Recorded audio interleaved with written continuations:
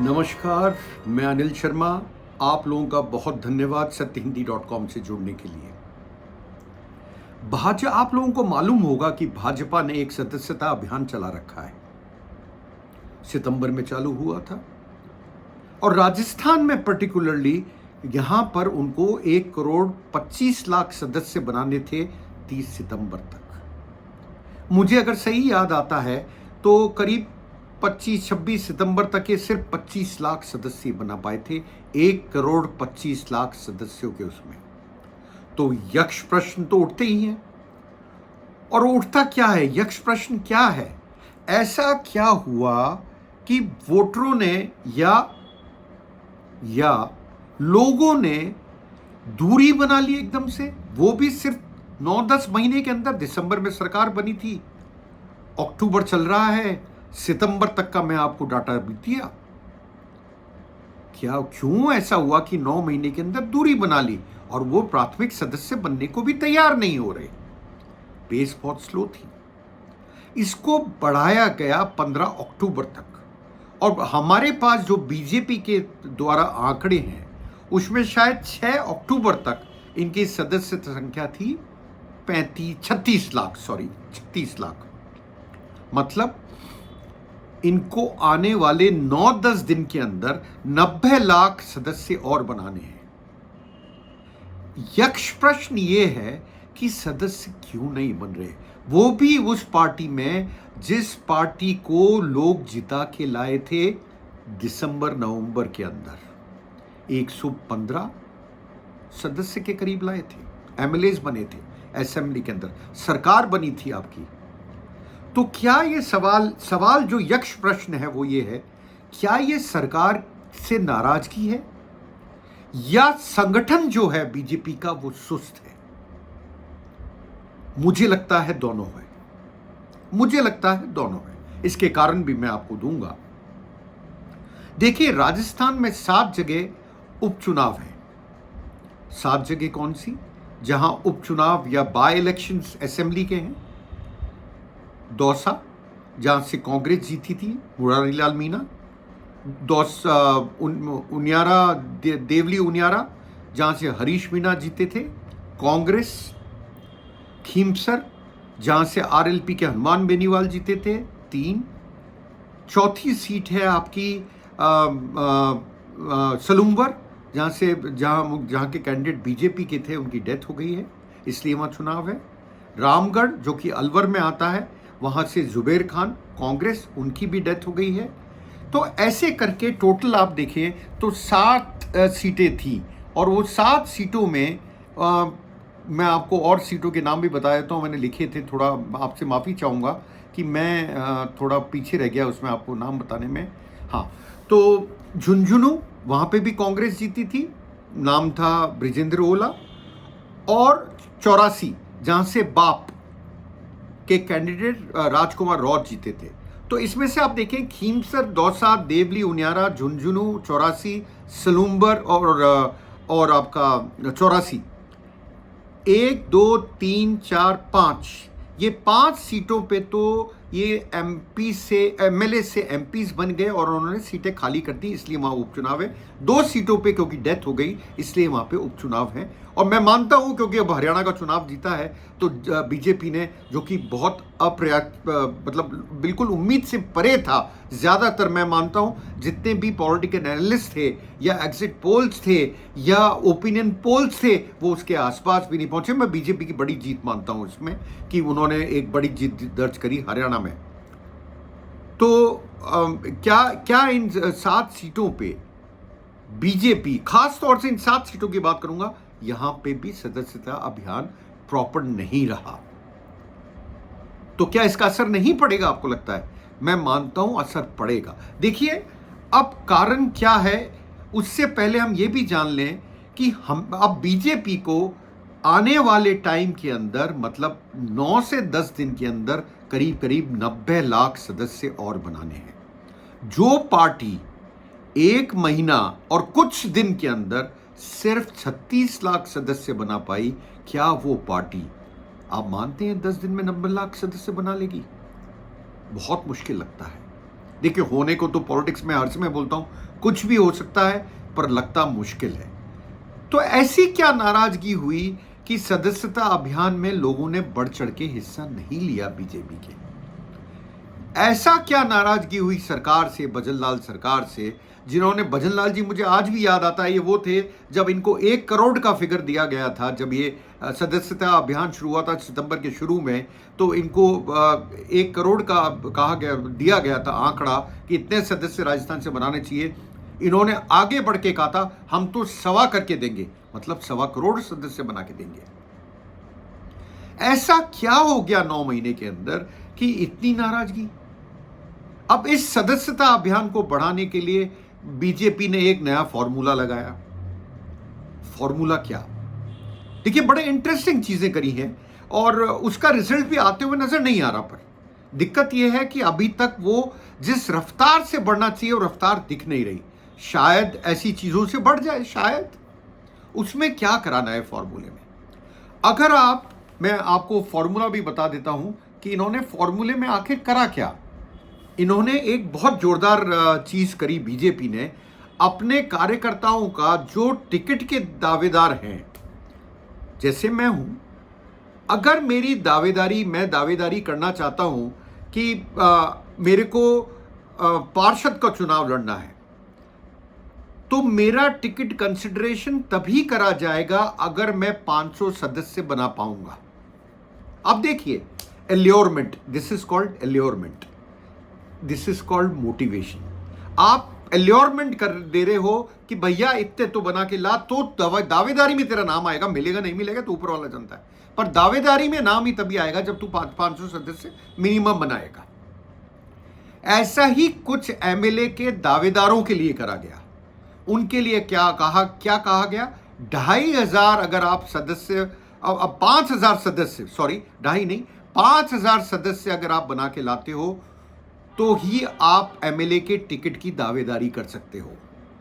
ये मैं अपने मन से कोट नहीं कर रहा हूं, ये कोट कर रहा हूं मैं एक बहुत बड़े अखबार दैनिक भास्कर से।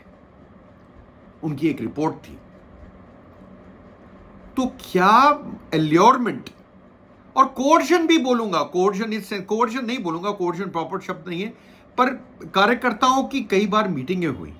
कई बार यहां के जो प्रेसिडेंट हैं, बीजेपी के स्टेट प्रेसिडेंट है मदन राठौड़, उनकी वीडियो कॉन्फ्रेंसिंग, और सदस्यों को, जो बड़े टॉप नेता हैं राजस्थान के, वो सदस्य अभियान की जो मीटिंग्स होती हैं, जो दिल्ली वाले लेते हैं, उसके लिए बैठे भी, वीसी भी हुई, मतलब वीडियो कॉन्फ्रेंसिंग भी हुई, पर अंतर पड़ता हुआ नजर नहीं आ रहा। तो क्या कारण है लोगों ने दूरी बनाई? क्या कारण है कि जितना नंबर आना चाहिए उतना नंबर नहीं आ रहा? ऐसा 9 महीने में, 10 महीने में आखिर हुआ क्या? सबसे बड़ा कारण बताता हूं, इसमें मैं कई बार बोल चुका हूं। कार्यकर्ताओं में बीजेपी की बहुत नाराजगी है। किस चीज को लेके? वो चीज एक ही है कि हमारे काम नहीं होते, हमारी कोई सुनने वाला नहीं है। मेरे से जितने भी कार्यकर्ता मिलते हैं, या मैं बोलूंगा पार्षद भी मिलते हैं, ऑफ द कैमरा वो यही बोलते हैं, ऑन द कैमरा तो ऑब्वियसली कोई नहीं बोलेगा, आप समझते हैं, वो यही बोलते हैं कि हमारे काम बिल्कुल नहीं होते। काम क्या है? मेन डिमांड क्या है कामों की? बिजली, पानी, सड़क और ट्रांसफर्स। ये 4 ऐसे मुद्दे हैं जिसके ऊपर कार्यकर्ता आज की तारीख में बहुत नाराज है कि भजनलाल सरकार उनके कोई भी काम नहीं कर रही है। इसलिए हम क्यों सदस्यता अभियान में बढ़ चढ़ के हिस्सा लें? ये एक बहुत बड़ा कारण है, आप ध्यान रखिएगा। और इसका नुकसान मुझे लग रहा है बीजेपी को राजस्थान में हो रहा है। वर्कर्स डिससेटिस्फाइड है, पार्टी वर्कर्स डिसइल्यूशन है। तो आखिर में भजनलाल जी काम क्यों नहीं कर पा रहे? देखिए, ट्रांसफर भी हुए, जो ब्यूरोक्रेसी है, चाहे छोटी हो, मतलब निचले स्तर की हो, चाहे ऊपर स्तर की हो, उसके ट्रांसफर करने में भी भजनलाल जी ने 9 से 10 महीने लगा दिए। वही लोग काम करते रहे जो अशोक गहलोत के टाइम पे काम करते थे।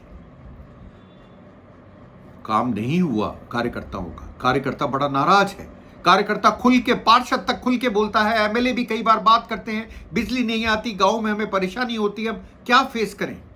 4-4, 5-5 घंटे तक बिजली गायब रहती है। अघोषित बिजली कटौती है। ये चीजें उनको बड़ी दिक्कत पैदा कर रही है, इसलिए कहते हैं हम इतना जोर शोर से इसमें पार्टिसिपेशन नहीं कर रहे। और कार्यकर्ताओं का ही मेजर रोल होता है सदस्य बनाने में, आप ध्यान रखिएगा। ये वो लोग हैं जो आपके लिए झंडा लेके घूमते हैं और काम करा के लाते हैं। जब उनका काम नहीं होगा तो शायद अब के वो इतने नाराज हो गए कि आपका भी काम करने के लिए तैयार नहीं है। नड्डा जी, जेपी नड्डा जी जो कि प्रेसिडेंट है, वो 5 अक्टूबर को एक इनकी वीसी भी लेने वाले, पहले जयपुर आने वाले थे, बाद में वो वीसी में कन्वर्ट हुआ, पर वो नहीं आया और किसी ने ली मीटिंग। वो भी इसलिए ली गई कि ये हो क्या रहा है राजस्थान में, इतना पुअर परफॉर्मेंस क्यों आ रहा है। देखिए, भजनलाल जी पहली बार मुख्यमंत्री बने हैं, मुझे लग रहा है 10 महीने में भी वो कुछ नहीं सीख पाए सरकार कैसे चलानी है। ब्यूरोक्रेसी अभी भी हावी है, और कई लोग तो ये बोलते हैं कि ब्यूरोक्रेटिक गवर्नमेंट है राजस्थान में। कोई भी फाइल हो वो ब्यूरोक्रेसी के पास जाती है, मुख्यमंत्री अपने लेवल पे कोई डिसीजन नहीं ले पाते, ये कहना है कई लोगों का। एलिगेशंस हैं, कितनी सच्चाई है देखिए, मेरे को तो काम पड़ा नहीं, मैं नहीं जानता, पर ये लोगों का एलिगेशन है, खास तौर से कार्यकर्ताओं का, कि हम एक ट्रांसफर नहीं करा सकते, हम बिजली नहीं करा सकते, हम सड़क की बात नहीं कर सकते, तो हम क्या कर सकते हैं? हम जाके अपने वोटरों को क्या मुंह दिखाएं? आपको याद होगा ऐसी ही नाराजगी 2019 के चुनावों में, जब पार्लियामेंट के चुनाव हुए थे, लोकसभा के, तब कार्यकर्ताओं में देखी गई थी। अब के कार्यकर्ता कम बाहर निकला था, और इसीलिए अब के 11 सीटें कांग्रेस उसके एलाइज जीत के ले गई। राजस्थान में 25 में से 14 पे बीजेपी जीती, जो कि 2019-2014 के अंदर मुझे याद है 25-0 का स्कोर था। मैं मारूंगा बड़ी चोट पड़ी थी बीजेपी को अब के लोकसभा चुनावों में। अगर कार्यकर्ता ऐसे ही नाराज हुआ तो ये 7 उपचुनावों में क्या होगा? कहने के लिए तो जो यहाँ के इंचार्ज हैं बीजेपी के, वो कहते हैं हमारे पास तो खोने के लिए कुछ नहीं है। अरे भैया, ये वो पार्टी है जो छोटे से छोटे चुनाव को भी बहुत ढंग से लड़ती है। माइक्रो मैनेजमेंट इनका बड़ा स्ट्रांग होता है। देख लिया ना आपने हरियाणा में क्या हुआ, 99.9% लोग गलत हो गए, चाहे वो पॉलिटिकल ऑब्जर्वर थे, चाहे वो मैं बोलूँगा एग्जिट पोल्स थे, चाहे वो प्री ओपिनियन पोल्स थे, चाहे वो लोकल जर्नलिस्ट थे, सब फेल हुए हरियाणा के अंदर। रिजल्ट असेंबली के अंदर बीजेपी के पक्ष में आया, क्योंकि उनका माइक्रो मैनेजमेंट बहुत अच्छा था, ऐसा लगता है पीछे मुड़ के देखते हैं तो क्या वो छोड़ देंगे ऐसे चुनावों को? 7 चुनाव है, छोटा नंबर नहीं है। टोटल 200 सीट है, 7 जगह उपचुनाव है, छोटा नंबर नहीं है, आप ध्यान रखिएगा। अब मैं आता हूं दूसरे टॉपिक पे। तो इसको बढ़ाने के लिए मैंने आपको बोला एल्योरमेंट हुआ, लोगों को ये कहा गया कि आप ये करिए तब हम आपको टिकट देंगे, वो करेंगे। उसके बावजूद स्पीड स्लो है। एक एक डिस्ट्रिक्ट में जाते हैं इनके बड़े नेता और बात करते हैं कार्यकर्ताओं से, तो भी स्पीड नहीं बढ़ रही। आखिर करना क्या पड़ेगा? देखिए, कई वादे किए गए थे, अगर मैं आपको याद दिलाऊं, कई वायदे किए गए थे। उन वायदों को अब ये पूरा नहीं कर पा रहे, तो इनको फेस करने में अब दिक्कत आ रही है। कहाँ पे इनको फेस करने में दिक्कत आ रही है? जनता को। आप समझने की कोशिश कीजिए, जनता के बीच में जाकर क्या बोलें। तो इन्होंने क्या कहा था? सबसे ज्यादा नाराज अगर राजस्थान में कोई है तो वो बेरोजगार है, जिनको ये बोला गया था कि हम आरपीएससी को भंग करने का वादा तक किया गया था जब ये आए थे सत्ता में, उस पर कोई स्टेप नहीं लिया गया। जो पेपर लीक थे उसके ऊपर कहा गया था इन्वेस्टिगेशंस और पनिशमेंट जो लोगों ने करा है। मैं मानता हूं उसमें कुछ ना कुछ डेवलपमेंट हुआ है, थोड़ा सा एसआई का जो हुआ है उसमें एसओजी ने अच्छा काम करा है, कुछ लोगों को पकड़ा भी है, पर सिर्फ इससे बेरोजगार खुश नहीं। और वो भी किसके कहने पे हुआ? जब बार बार किरोड़ी लाल मीणा, जो कि मंत्री हैं या नहीं हैं आज तक नहीं पता, 3 जुलाई को रिटायरमेंट बोल रहा हूं, उन्होंने 3 जुलाई को इस्तीफा दे दिया था। आज तक ये समझ में नहीं आता कि वो मंत्री हैं या नहीं है। देखिए, ये सिचुएशन बड़ी खराब करती है। बीजेपी में डिसीजन नहीं है, लोग मानते हैं कोई डिसीजन ले ही नहीं पाते भजनलाल जी। ये चीज बड़ी दिक्कत पहुंचाती है। नीचे तक ये आता है मैसेज कि यहाँ तो डिसीजन नहीं होता किसी चीज़ का, ये क्या करेंगे। तो ये जो नाराजगियाँ थी, ये नाराजगियाँ अब इनको हावी पड़ रही हैं। इसके साथ में लोगों को अभी तक ये एहसास, देखिए चंद दिन पहले ही कुछ ट्रांसफर्स करें, मेजर रिशफल कराए, पर अभी तक ये एहसास नहीं हो रहा था कि सरकार है या नहीं है, क्योंकि कोई बड़ा काम हो नहीं रहा था।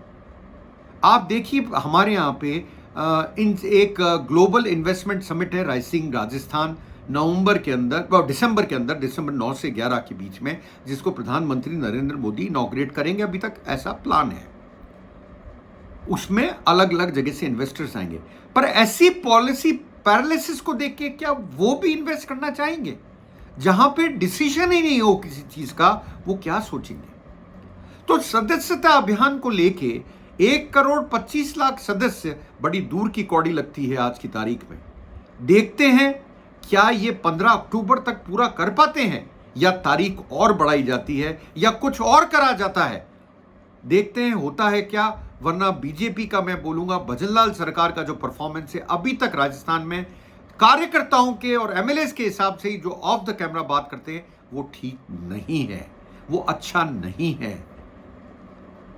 मिलता हूं जल्द अपने नए वीडियो के साथ। आप लोगों का बहुत बहुत धन्यवाद मेरे से जुड़ने के लिए। शुक्रिया, धन्यवाद।